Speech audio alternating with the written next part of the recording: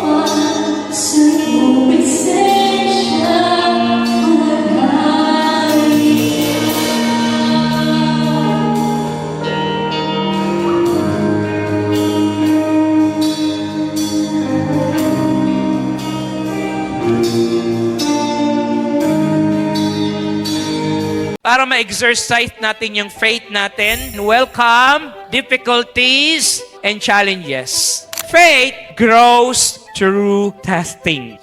Yung faith ay nag-grow yan sa pamamagitan ng testing. Ang pure gold, masasabi lang siyang pure at masasabi lang siyang gold pagka mawala na doon sa mix ng stone and putik. Kailangan mong durugin, kailangan mong salain, kailangan mong isalang sa apoy. People of God, sa life natin, ang daming testing. James chapter 1 verse 2 to 4. When troubles of any kind come your way, consider it an opportunity for your great joy. Yung difficulties, yung challenges, opportunity pala siya to grow. Kaya kapag laging ang gusto mo lang yung masaya, ang gusto mo lang yung mga magagaan, hindi ka yan mag-grow. Kaya dapat ang i-welcome mo, hindi lamang presence ni Lord, kundi i-welcome mo din yung mga difficulties, yung mga challenges sa buhay mo. Sabihin natin, welcome, difficulties, and challenges. To deliver the Word God, please welcome Pastor Al Belga. Good morning everyone! Isang pinagpalang linggo na naman sa bawat isa sa atin. And nais ko muli na kayong lahat ay pasalamatan dahil binigyan niyo ako ng pagkakataon na ang salita ng Diyos ay makarating muli sa inyong mga tahanan. Kaya nais ko lamang po na batiin ang isang pinagpalang umaga, pinagpalang tanghali, pinagpalang gabi sa inyong lahat na nandiyan sa inyong mga tahanan, na kasama ninyo ang inyong pamilya at kayo ay makikinig ng mensahe ng ating Panginoon. Kaya muli ay nais ko kayong pasalamatan, nais ko kayong i-acknowledge at nais kong i-recognize ang inyong bukas na tahanan at bukas na puso para sa salita ng ating Panginoon. Kaya bago natin pag-usapan ang salita ng Panginoon, ang mensahe ng Lord sa bawat isa sa atin, ay nais ko mag-declare na lahat ng pamilya, lahat ng mga parents, kasama ang kanilang mga anak, diyan sa inyong mga tahanan, kayong lahat ay pagpalain ng ating Panginoon.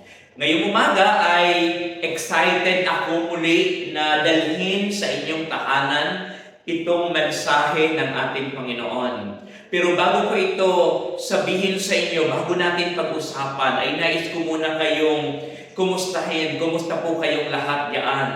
And alam ko na lahat kayo ay nasa mabuting kalagayan. At alam ko din na ang bawat isa sa inyo ay patuloy na pinagpapala ng ating Panginoon. Alam niyo ba, sa buhay natin ay marami tayong mga natatanggap na regalo, especially kung tayo ay nagse-celebrate ng ating birthday or nagse-celebrate ng ating wedding anniversary or kaya nagse-celebrate ng Christmas o kaya New Year. Yung mga celebration na yan na kasama tayo, madalas yung mga tao na special sa atin or special tayo sa kanila ay naghahanda sila ng regalo para bigyan tayo ng regalo. At nagiging masaya tayo kapag tumatanggap tayo ng regalo.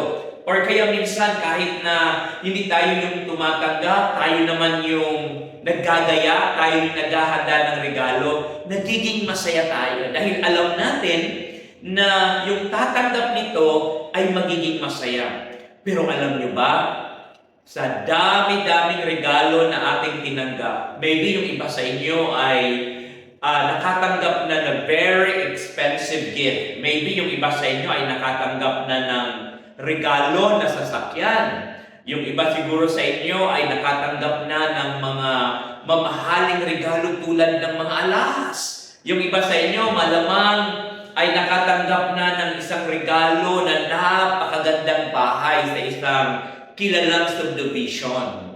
So masasabi natin na wow, itong mga regalong ito ay the best.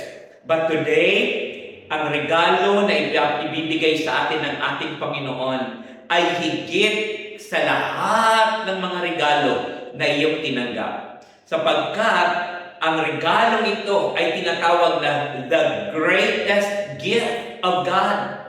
At alam niyo ba kung ano yun?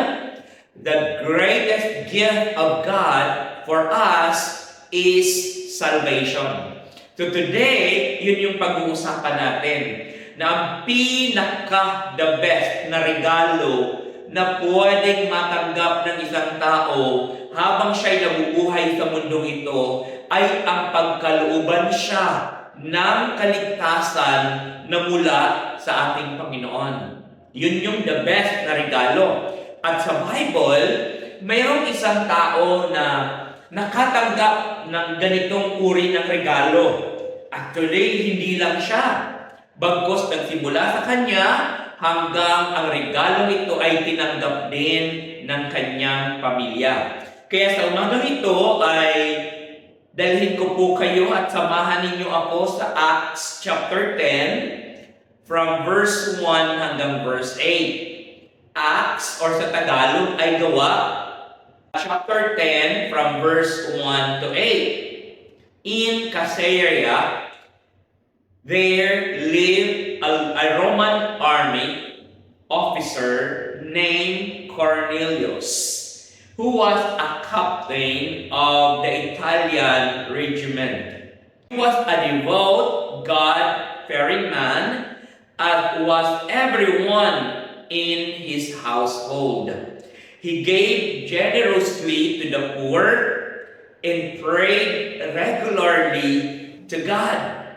One afternoon, about 3 o'clock, he had a vision in which he saw an angel of God coming toward him. Cornelius, the angel said. Cornelius stared at him in terror. "What is it, sir?" he asked the angel. And the angel replied, "Your prayers and gifts to the poor have been received by God as an offering. Now, send some men to Joppa and summon a man named Simon Peter. He is staying with Simon, a tanner, who lives near the seashore." As soon as the angel was gone, Cornelius called 2 of his household servants and a devout soldier, one of his personal attendants. He told them what had happened and sent them off to Joppa.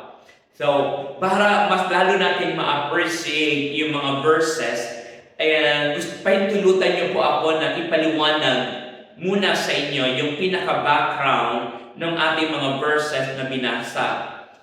So, ito ay isang story, hindi siya parable, bagkus ito ay true story na na-experience ng isang lalaki na ang pangalan ay si Cornelius. Itong si Cornelius ay isa siyang known na lalaki. Kumbaga, kilala siya doon sa kanilang lugar nung panahon na yon. Kilala siya dahil sa kanyang profession, dahil siya po ay isang soldier, at siya po ay God-fearing man. And this man is a religious man. Kasi sinabi po dito sa mga verses na binasa natin na itong si Cornelius ay everyday siya'y nananalangin. Siya po ay prayerful, at the same time siya po ay merong generous heart. Siya po ay merong kawang gawa. Talagang mahilig siyang tumulong doon sa mga taong medyo mahirap. Yung mga taong mahirap ay tinutulungan niya, at siya po ay isang tao na kilala ng dahil sa kanyang profesyon. So kung titignan natin, si Cornelius ay isang religious man, isang man na siya po ay captain ng army nung time na yon sa Roman Empire. And he was a devout, God-fearing man. He was a generous to the poor, and he prayed regularly. So ganun siya, katindi. Napakaganda ng kanyang pagkatao dahil makikita talaga natin na itong taong ito ay talagang malapit na sa Diyos base sa mga verses na ating binasa. Kaso nga lang, dito natin makikita sa verse na ito, nung siya'y nananalangin, ay nagkaroon siya ng isang pangitain.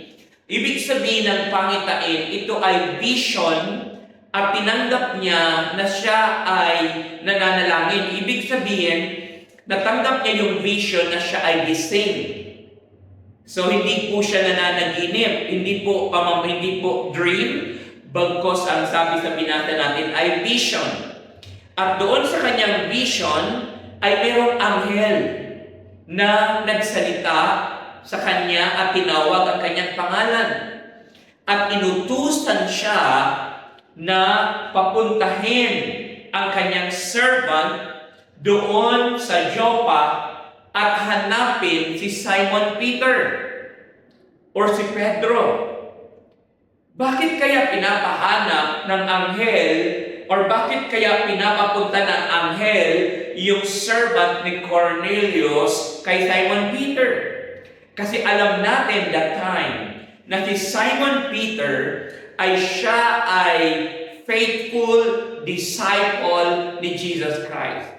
Si Peter ay alam niya yung pamamaraan kung paano maliligtas o paano magkaroon ng personal na relationship ang isang tao sa Diyos na walang iba kundi si Jesus. Noong time na ito, makikita natin na tama ang puso ni Cornelius. Siya ay mabait, siya ay relihiyoso, siya ay matulungin, pero mayroong kulang sa kanya. At ang kulang sa kanya, hindi niya pa lubusang nakikilala si Jesus bilang kanyang Diyos at sariling tagapagligtas.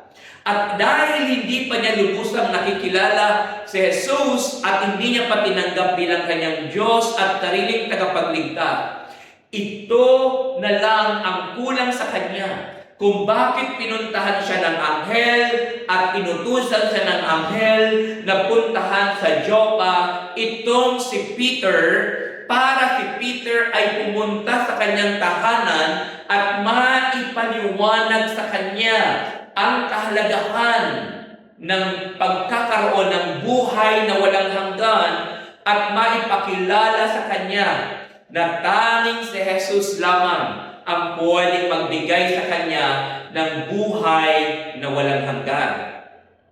Kaya, itong si Cornelius ay wala siyang tinayang na panahon. Wala siyang tinayang na oras. Agad-agad ay inutusan niya ang kanyang mga servants at pinuntahan si Simon Peter doon sa Joppa. In glory to God, hindi sila nabigo. Natagpuan nila itong si Peter at si Peter ay dinala nila sa bahay ni Cornelius. So anong nakikita natin sa mensaheng ito? Tayong lahat na nakikinig sa oras na ito ay nais kong ipaunawa sa inyo na higit sa mga bagay, higit sa lahat ng regalo na pwede nating matanggap, ang pinaka-the best gift ay walang iba kundi yung kaligtasan na ipinagkaloob na at ipagkakaloob ng ating Panginoong Yesus sa sino man kikilala sa Kanya at tatanggap sa Kanya ng buhay na walang hanggan. Yung tatanggap sa Kanya bilang Diyos at sariling tagapagligtas. Paano ba natin matatanggap ang salvation?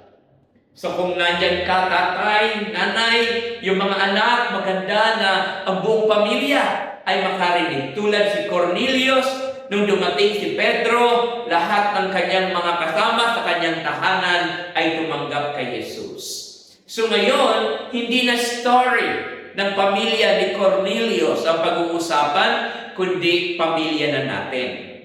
Paano ba na ang bawat pamilya ay magkaroon ng buhay na walang hanggan? Una, napakahalaga ng pagkakaroon ng faith. Yung faith, pananampalataya sa Diyos. Dahil sa pamamagitan ng pananampalataya, ay pwede tayong makalapit sa Diyos. Sabi sa Ephesians 2 verse 8 to 9. Ang sabi doon, God saved you by His grace. When you believe, and you can't take credit for this. It is a gift from God. Ephesians chapter 2 verse 9, salvation is not a reward for the good things we have done. So, none of us can boast about it. So, ang kaligtasan ay mapapasa ating pamilya hindi sa pamamagitan ng ating mga magagandang gawa dahil ang kaligtasan ay hindi reward sa mga taong gumawa ng maganda, bagkus ang kaligtasan ay matatanggap natin sa pamamagitan ng ating pananampalataya and by the grace of God. Dahil naniwala tayo sa Kanya, ang balik naman ito sa atin ay yung kaligtasan dahil naniwala tayo sa Kanya. Ang balik nito sa atin ay biyaya, grace, habag ng ating Panginoon. In the next, naniwala ka na kay Lord, nananampalataya ka na kay Lord. Pangalawa, napakahalaga ng repentance. Sabi sa 1 John 1:9. Sa 1 John 1:9, but if we confess our sins to Him, He is faithful and just to forgive us our sins and to cleanse us from all the wickedness. From all wickedness. The people of God, anong sabi doon? Pagkatapos mong manampalataya kay Lord, dadali sa iyong buhay yung grace ng Panginoon, yung habag ng ating Panginoon. At pag naramdaman natin yung habag ng Diyos, magre-repent tayo sa Kanya. Iko-confess natin sa Kanya ang lahat ng ating mga kasalanan. At ang sabi ng salita ni Lord, He is just and He is faithful to forgive us and to cleanse us sa lahat ng ating mga kasalanan at kahinaan. Yun, yung pangalawa nating pwedeng gawin para makita natin at ma-experience natin yung salvation, matanggap natin yung greatest gift ng ating Panginoon. Then, pangatlo, acceptance. Pangatlo, confession before acceptance. So, after faith, repentance, then confession. Same. 1 John 1:9. Anong sabi doon? But if we confess our sins to Him, kay Lord, pag kinonfess daw natin, sinabi natin sa Kanya yung ating mga kasalanan, He is faithful. He is just to forgive us. So, after faith, repentance, after repentance, confession. Then after confession, acceptance. So, sa Romans 10 verse 9 to 10, if you openly declare that Jesus is Lord and believe in your heart that God raised Him from the dead, you will be saved. Ano pong sabi doon? If you openly declare that Jesus is Lord and believe in your heart that God raised Him from the dead, you will be saved. Hindi po ako nagsasalita doon. Ang nagsasalita doon ay mismo ang ating Panginoon, yung kanyang word. Na pag dineclare natin that Jesus Christ is Lord at pinaniniwalaan natin yung ating declaration at pinaniwalaan natin na ang ating Diyos ay namatay, ngunit muli siyang nabuhay mula sa mga patay, we are saved. Verse 10, For it is by believing in your heart that you are made right with God. Sa pamamagitan ng ating paniniwala, pagtiwala sa ating Panginoon, sabi doon, you are made right before God. And it is by openly declaring your faith that you are saved. So, sa lahat ng mga young people na nandiyan sa kanilang mga tahanan, kasama ng kanilang mga parents, maintindihan natin ang bagay na ito. Na ang bawat pamilya ay kailangan ng kaligtasan. Hindi lamang dapat mga anak ang makatanggap kay Jesus. Hindi lamang dapat ang tatay. Hindi lamang dapat ang nanay. Kundi ang buong sambahayan ay dapat magkaroon ng iisang tagapagligtas na walang iba kundi si Jesus. Dahil si Jesus lang ang namatay sa cross para bayaran ang lahat ng ating nagawang kasalanan. Sa pamamagitan ng ating faith, sa pamamagitan ng ating repentance, sa pamamagitan ng ating confession and acceptance, ay magkakaroon tayo ng buhay na walang hanggan. Wow! Nakakatuwa po!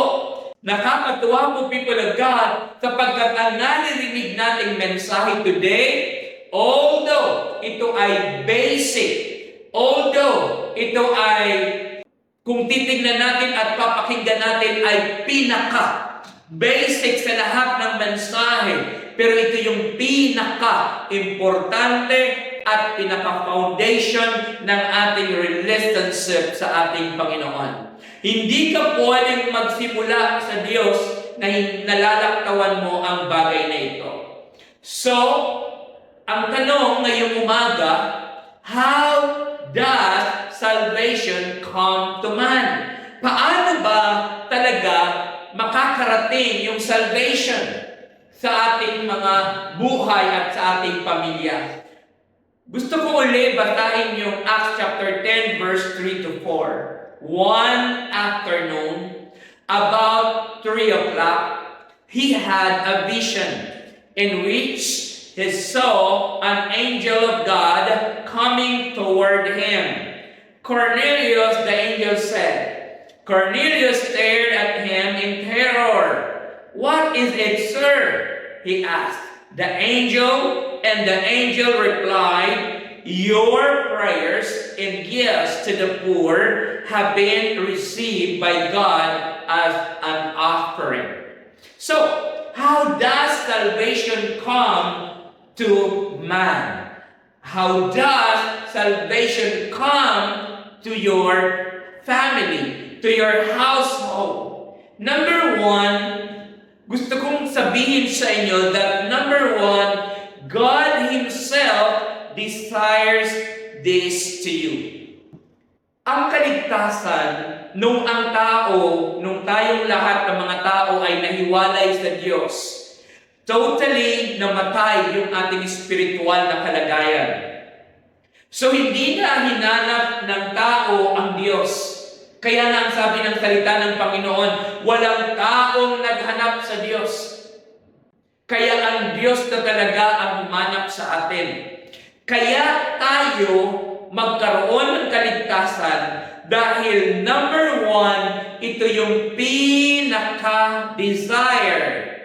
Ito yung pinakatibok ng puso ng Diyos na ang bawat individual, ang bawat pamilya ay magkaroon ng kaligtasan. Dahil sa kaligtasan, ang tao ay makakabalik muli sa Kanya bilang ating Diyos, bilang ating Creator, at bilang ating Ama.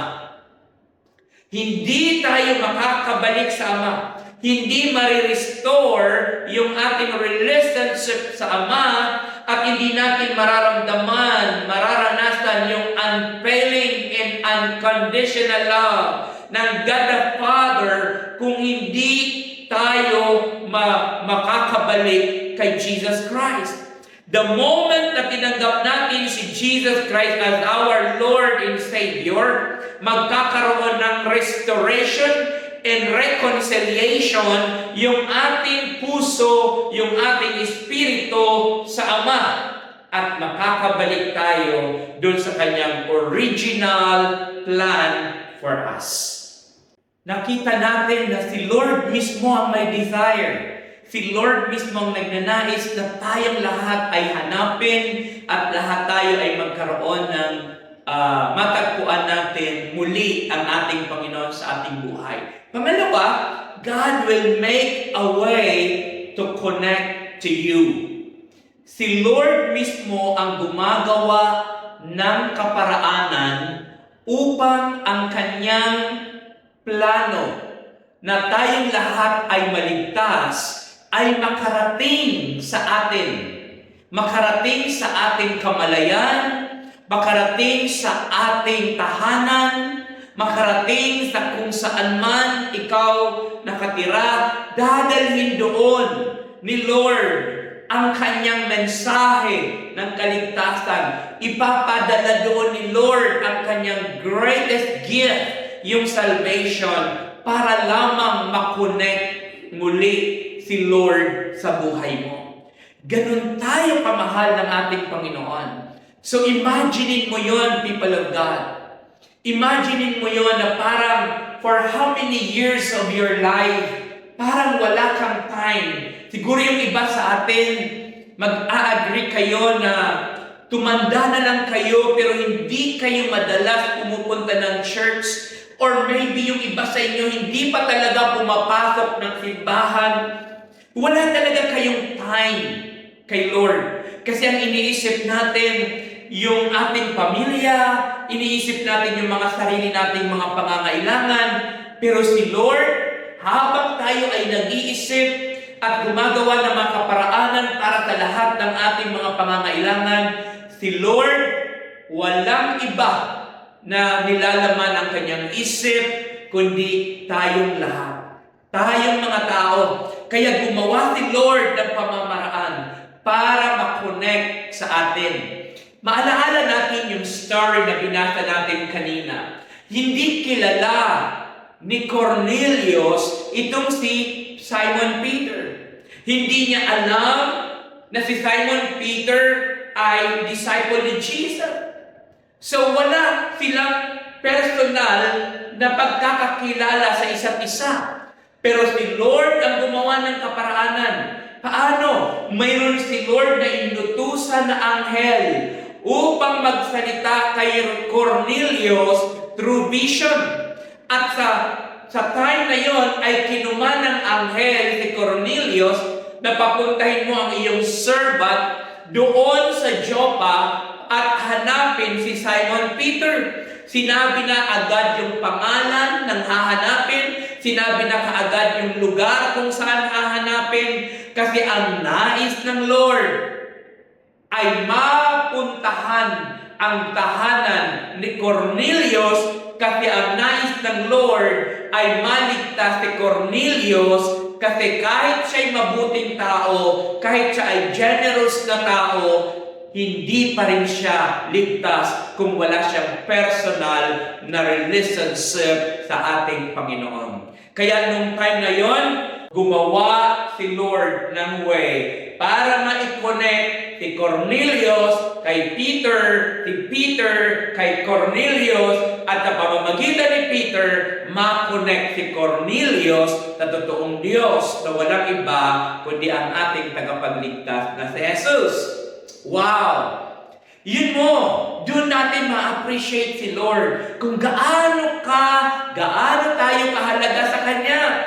Kahit wala tayong oras sa Kanya, kahit wala man lang tayo, hindi tayo naghahanap, hindi natin siya hinahanap, pero hinahanap niya tayo. Then pangatlo, God sent His servant to you.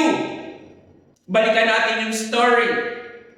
Ano ang sabi doon nung story? Sabi niya, papuntahin mo yung servant mo sa Joppa at hanapin si Simon Peter. Sino si Simon Peter? Simon Peter is a servant of God. Simon Peter was a servant of God. Hallelujah! Kaya nung time na yon, people of God, si Peter lang ang tanging nag-iisang tao sa lugar na yon na pwedeng magpaliwanag, magpakilala kay Cornelius na totoong Diyos. Kaya, gumawa si Lord ng paraan para isend niya si Simon Peter kay Cornelius. Gusto kong basahin yung verse 5 to 8. Acts chapter 10, verse 5 to 8. Now, send some men to Joppa and summon a man named Simon Peter. He is staying with Simon, a tanner, who lives near the seashore. As soon as the angel was gone, Cornelius called two of his household servants and a devout soldier, one of his personal attendants. He told them what had happened and sent them off to Joppa. Wow! Amen. Salamat kay Lord dahil ang pagmamahal ni Lord ay hindi maiksi. Ang pagmamahal ng Diyos ay ito yung kanyang pamamaraan upang ang lahat ng mga taong naliligaw ng landas, mga pamilyang malayo sa Kanya, mga pamilyang hindi man siya kilala bilang tagapagligtas, ay muli ma-connect sa Kanya. And number 4, paano ba tayo naliligtas? Ano ba yung pamamaraan ni Lord? God uses prayers to open the way to salvation for every person and family. Kailan ba siya kinausap? Si Cornelius. Si Cornelius ay kinausap ng angel sa time na siya ay nasa prayer. Alam niyo, people of God, naniniwala ako na kung bakit ang salita ng kaligtasan sa oras na ito ay nakarating sa loob ng inyong tahanan at kayo ngayon ay sama-samang nakikinig ng mensahe ni Lord dahil mayroong someone na hindi tumigil na kayo ay sinasama sa prayer upang kayo ay makakilala sa Panginoon. Mayroong mga tao na hindi man natin alam, hindi man natin kilala, pero nagpipray na tayo, ang mga tao ay makakilala sa ating Panginoon. Ang mga tao makabalik sa Kanya. Kaya naniniwala ako na kung bakit, kung ngayong araw na ito, ngayong gabi ito, hindi aksidente na kayo ay sama-sama diyan sa sala. Sama-sama kayo sa inyong tahanan at kayo ay nakikinig ng salita ng Panginoon. Ito ay plinano na ng Panginoon. And glory to God, sapagkat sa pamamagitan ng mga taong nananalangin sa atin, hindi naging maiksi ang kamay ng ating Panginoon para abutin tayo. Hindi si Lord nag-aksaya ng oras, bagkus hinanap ka ni Lord dahil mahal tayo ng ating Panginoon. At panghuli, God wanted His words to be spread in every place. Alam nyo, people of God, kung bakit ang Harvester Church ay meron ganitong gawain. Once a month ay meron kaming gawain na tinatawag na simbahay. Simba sa loob ng bahay. Kasi marami sa atin na hindi na talaga at wala ng oras makapunta ng simbahan. Maybe yung iba naman ay yung rason dahil sa work or yung rason minsan ay may kinalaman sa health. So, kahit na ano pa man ang maging rason natin, Ngayon, hindi mo na kailangan mamasahe. Kailangan mo lang magbukas ng iyong TV at kailangan mo lang i-welcome ang salita ng ating Panginoon. Kasi ang desire ni Lord, ang buong mundo, ang lahat ng sangkatauhan ay makarinig ng gospel, makarinig ng salita ng ating Panginoon. Kasi ang gospel, the word of God, the message of salvation, ay napakahalaga sapagkat people of God, the greatest gift of God here on earth in all people, wala pong iba kundi yung salvation. Kaya po napakahalaga na today, salamat kay Lord, pasalamatan natin si Lord kasi ang salita niya, ang paanyaya niya upang ang bawat isa sa atin ay magkaroon ng reconciliation at magkaroon ng restoration sa pamamagitan ng ating pagtanggap sa ating Panginoong Hesus, magkakaroon tayo ng buhay na walang hanggan. Kaya salamat sa ating Panginoon, ang Diyos ay hindi nagkulang. Kaya sa verse 23 and 24, Acts 10, so Peter invited the men to stay for the night. The next day, he went with them, accompanied by some of the brothers from Joppa.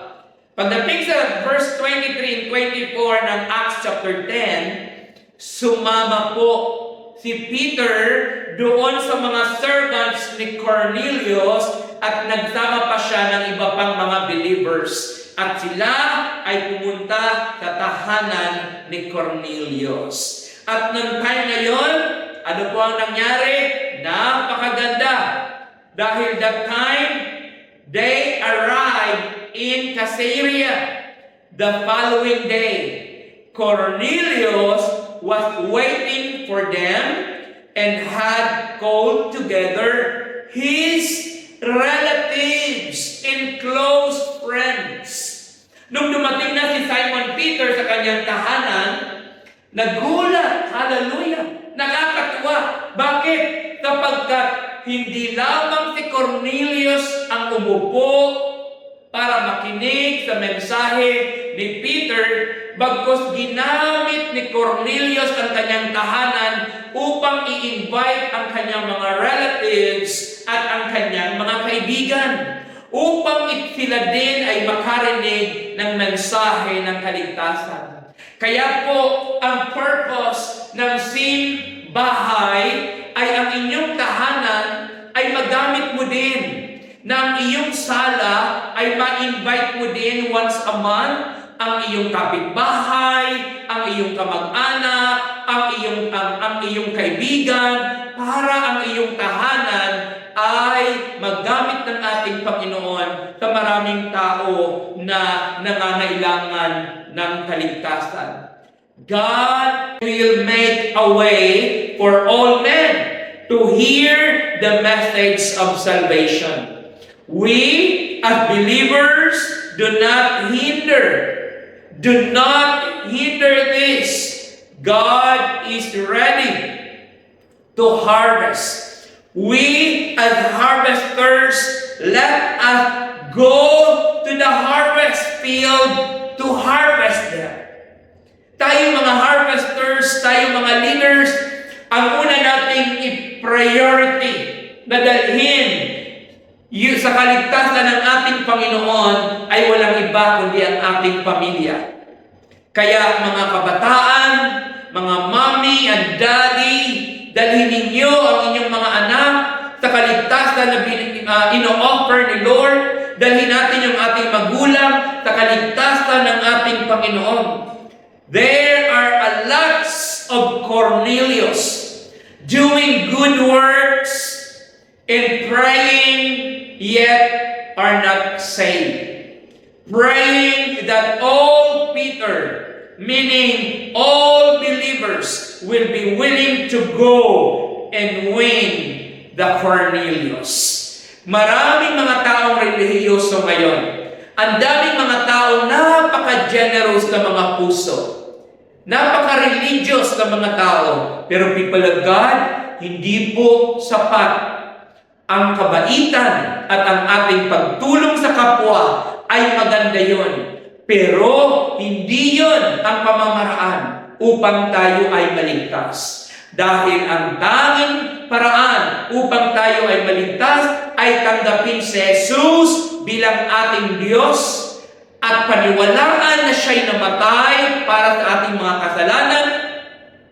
I-confess natin that Jesus Christ is Lord at magkaroon tayo ng acceptance, tanggapin natin si Jesus Christ as our Lord and Savior. So people of God, maraming Cornelius sa panahon natin ngayon.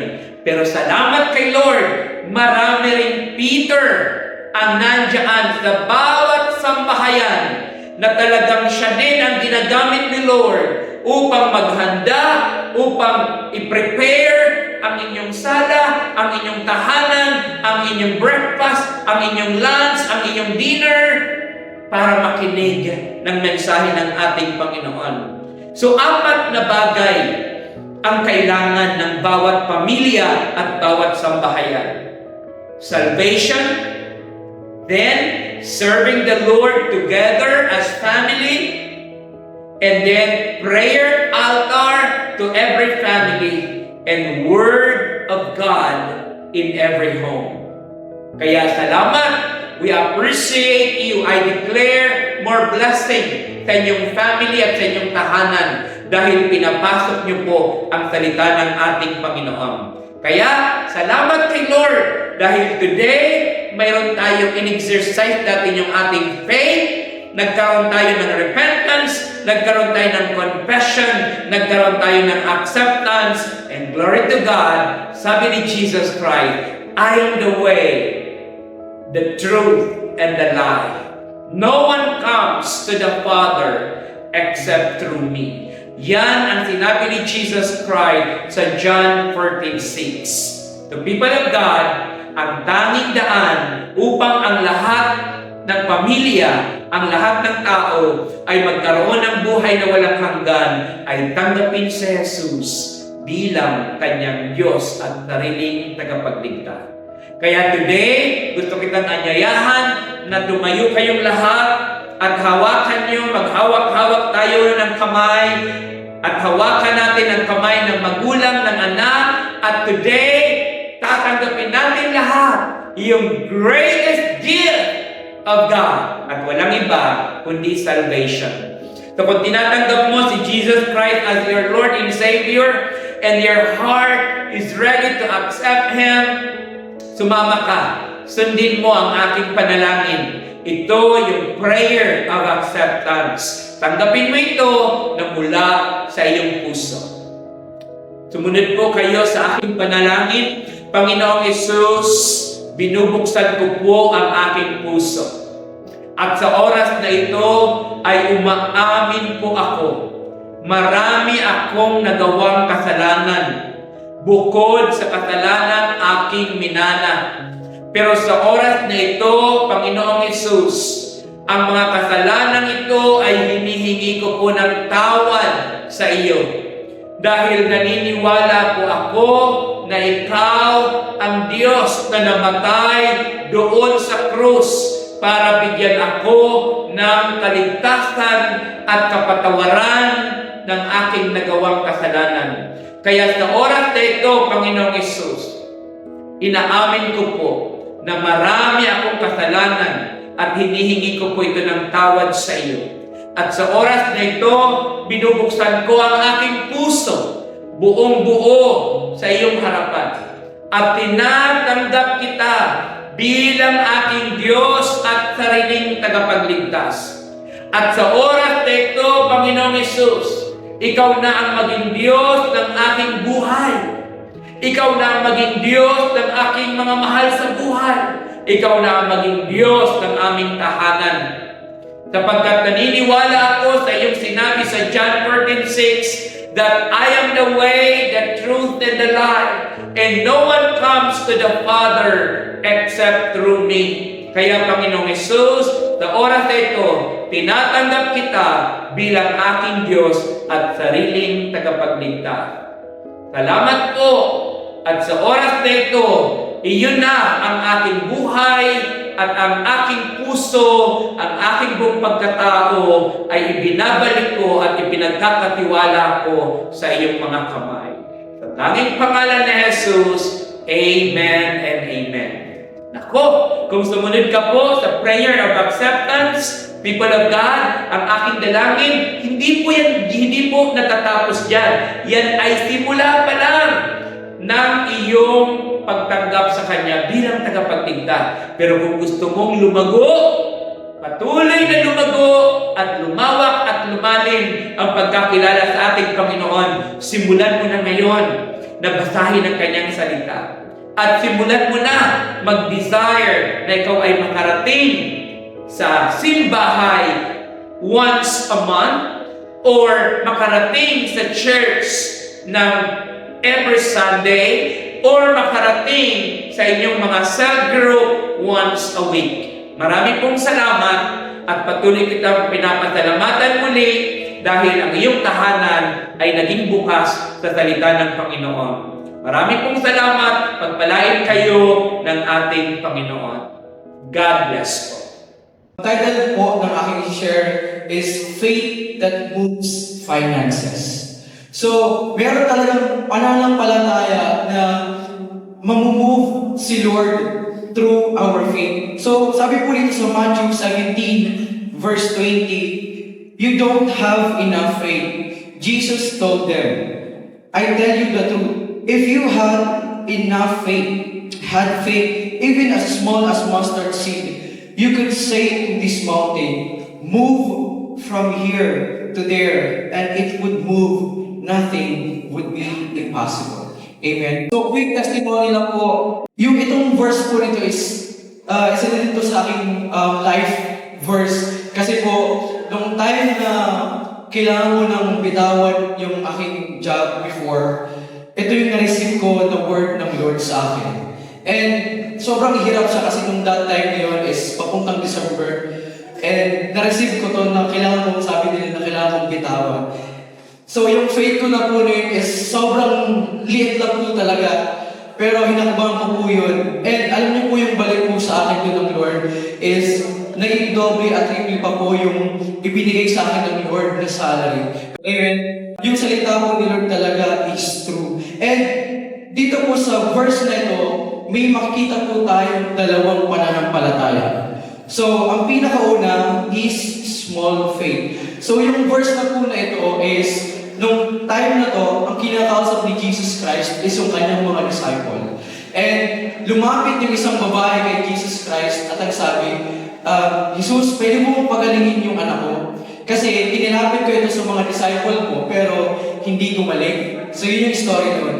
So, ito yung sinabi ni Jesus Christ doon sa kanyang mga disciple. Na yung mga disciple ng time na yun, they have small faith. So, don't get me wrong, people of God, na pag sinabi, ibig sabihin ba, Kuya Jay, na kapag meron kang mustard seed, you should have small faith? No. Kasi, yung meron yung mga disciple ng time na yun, they have small faith at merong doubt. So, yung gusto ni Lord today, na magkaroon tayo sa ating finances, we should have a mustard seed faith. Na kahit sobrang liit lang yung faith na yan, sa pagbibigay mo this afternoon, is kaya kang pagpalain ni Lord. And, people of God, bakit yung finances natin connected siya kay Lord? Kasi, sabi doon sa Matthew 6 verse 21, for where your treasure is, there your heart will be also. Amen. Huwag niyo ituring yung pagbibigay niyo kay Lord na simpleng bagay lang. Because our giving is a holy thing unto the Lord. And kapag ibinigay mo yan kay Lord, mayroon siyang blessing na ibabalik sa'yo. Hindi siya nakadepende sa kung anong laki ng halaga na ibibigay mo today. Pero nakadepende siya sa kung gaano ka natitiwala kay Lord sa pagbibigay mo ngayon. Amen. That tithes and offering, people of God, it is a holy thing unto the Lord. And we should have this kind of faith. And this kind of faith, it is possible. And nothing is impossible to the Lord na kaya kang pagpalain. At through your faith, kaya ding pagpalain ng Lord yung family mo at yung mga taong pwede mong i-win sa kanila. And yun po people, itong nangyari sa akin, mangyayari din po sa bawat isa sa atin. All we need to do is to have faith to God this afternoon. And ipag-pray natin yung seed na yan and yung amount na yan na hawak nyo, hindi lang yan amount. That is represent your faith to God. So, yung ibibigay natin kay Lord, possible na hindi yan buo. Pero, yung faith natin should be whole. Buo dapat yung faith natin. Kaya sa pag-pray natin, Lord, thank you sa mga tithes and offering namin. Salamat, Panginoon, dahil patuloy mo kami, Lord, na binibless every day. Patuloy mo kami, Lord, na binibigyan ng aming mga kailangan sa bawat araw. Holy Spirit, maraming salamat because this seed, Lord, na ibigay namin, God, ay naniniwala kami na ito ay multiply, Panginoon, dahil, Lord, ito ay itatayo namin, Panginoon, sa simbahan na matabang lubog, God. Lord, maraming salamat po. Pray kay Jesus. Amen.